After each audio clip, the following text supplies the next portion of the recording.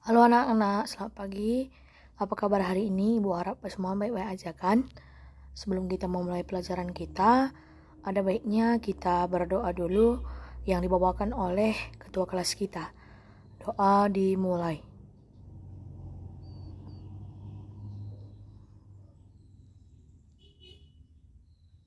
Doa selesai.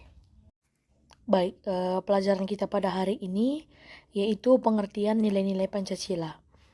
Pancasila telah menjadi istilah resmi sebagai dasar falsafah negara Republik Indonesia, baik ditinjau dari sudut bahasa maupun dari sudut sejarah. Hal tersebut dapat dilihat secara etimologis atau cara terminologi sebagaimana penjelasan berikut. Sila ketiga, 1. Mengorbankan sebagian harta untuk pembangunan jalan. Yang kedua, ikut kerja bakti mengikuti kegiatan Karang Taruna, ikut serta dalam kompetisi olahraga baik skala nasional maupun internasional. Sila keempat, 1. Menghargai pendapat orang lain. Yang kedua, tidak memaksakan kehendak kepada orang lain. Yang ketiga, ikut dalam pemilu jika sudah cukup umur, baik tingkat nasional maupun lokal. Sila kelima, 1. Memberikan upah sesuai dengan kerja orang tersebut. Yang kedua, tidak bertindak korupsi, kolusi, nepotisme atau KKN. Yang ketiga, membayar pajak tanpa membedakan kaya atau miskin.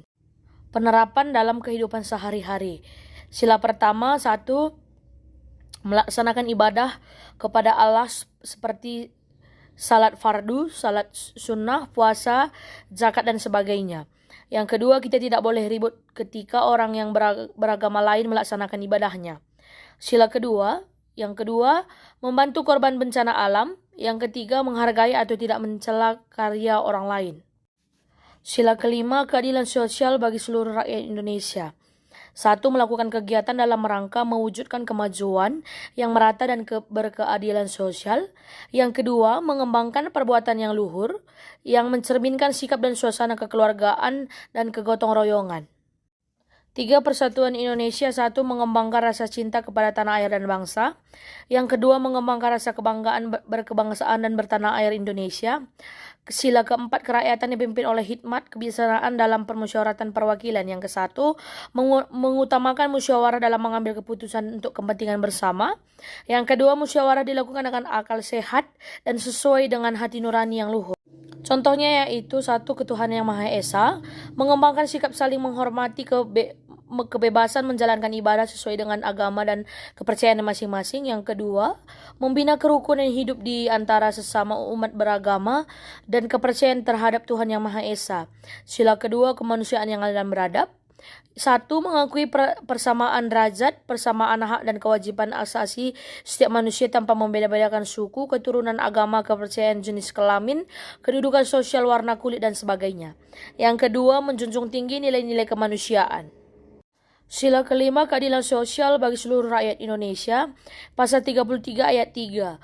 Bumi dan air dan kekayaan alam yang terkandung di dalamnya dikuasai oleh negara dan digunakan untuk sebesar-besar kemakmuran rakyat. Sila ketiga, Persatuan Indonesia. Pasal 1 ayat 1.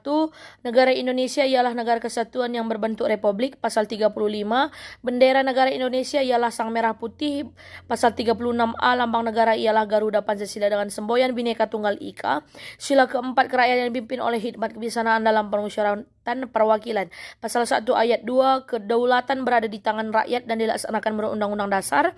Pasal 66A ayat 1, Presiden dan Wakil Presiden dipilih dalam satu pasangan secara langsung oleh rakyat. Pasal-pasalnya: 1. Sila ketuhanan yang Maha Esa. Pasal 29 ayat 1, negara berdasar atas ketuhanan yang Maha Esa. Ayat 2, negara menjamin kemerdekaan tiap-tiap penduduk untuk memeluk agamanya masing-masing dan untuk beribadat menurut agamanya dan kepercayaannya itu. Sila kedua, kemanusiaan yang adil dan beradab. Pasal 28D ayat 1, setiap orang berhak atas pengakuan, jaminan, perlindungan dan kepastian, hukum yang adil serta perlakuan yang sama di hadapan hukum. Pasal 28E ayat 3, setiap orang berhak atas kebebasan berserikat, berkumpul dan mengeluarkan pendapat. 1. Tuhan yang Maha Esa. Ini berarti pengakuan bangsa Indonesia akan eksistensi Tuhan sebagai pencipta dunia dengan segala isinya. Yang kedua ialah penghargaan kepada sesama umat manusia apapun suku dan bahasanya. Sebagai umat manusia kita adalah sama di hadapan Tuhan yang Maha Esa. Yang ketiga, bangsa Indonesia menjunjung tinggi persatuan bangsa. Di dalam persatuan inilah dapat dibina kerjasama yang harmonis. Yang keempat adalah bahwa kehidupan kita dalam kemasyarakatan bernegara berdasarkan atas sistem demokrasi. Yang kelima adalah keadilan sosial bagi seluruh rakyat Indonesia. Keadilan dan dalam kemakmuran adalah cita-cita bangsa kita sejak masa lampau bertujuan untuk tercapainya masyarakat yang adil dan makmur. Karakteristik yang dimaksud di sini adalah ciri khas yang dimiliki oleh Pancasila sebagai ideologi negara yang membedakannya dengan ideologi yang lain. Adapun karakteristik tersebut adalah ciri-ciri sila yang satu dengan yang lain sangat berhubungan dengan dan tidak bisa dipisahkan dalam Pancasila. Sifat dan ciri Pancasila sebagai berikut: sistematis atau runtun, kesatuan, totalitas yang organis atau utuh. Secara terminologi, pada 1 Juni 1945 dalam sidang Badan Penyelidik Usaha-Usaha Persiapan Kemerdekaan Indonesia atau BPUPKI, perkatakan Pancasila 5 asas dasar digunakan oleh Presiden Soekarno untuk memberi nama pada 5 prinsip dasar negara. Yang diusulkannya, perkataan tersebut dibisikkan oleh temannya seorang ahli bahasa yang duduk di samping Soekarno, yaitu Muhammad Yamin. Secara etimologis berdasarkan asal kata, Pancasila berasal dari bahasa India, yakni bahasa Sanskerta. Menurut Muhammad Yamin, Pancasila memiliki 2 macam arti, yaitu panca artinya 5, sila arti dengan I biasa atau pendek artinya sendi, alas atau dasar. Sila dengan 1, Pancasila artinya peraturan tingkah laku yang penting, baik dan senonoh. Kata sila dalam bahasa Indonesia menjadi susila, artinya tingkah laku baik. Oke, baik anak-anak, Ibu rasa pertemuan kita pada hari ini sudah selesai. Ibu rasa semua kita sudah mengerti ya.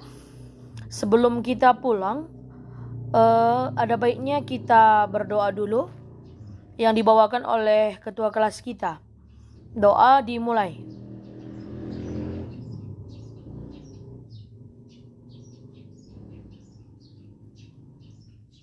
Doa selesai. Oke, sampai jumpa di pertemuan selanjutnya. Terima kasih.